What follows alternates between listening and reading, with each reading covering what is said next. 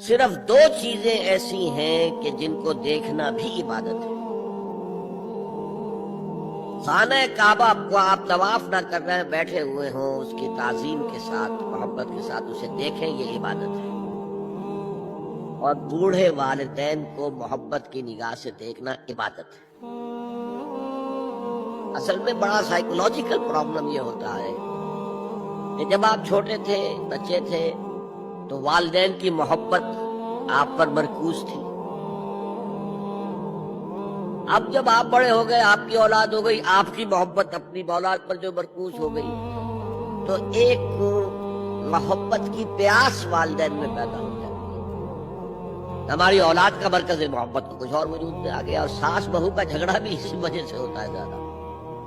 تو اس پہلو سے یہ ہے کہ اگر آپ والدین کو محبت دیں گے اور ان کو محبت بھری نگاہ سے دیکھیں گے تو یہ بھی عبادت ہے۔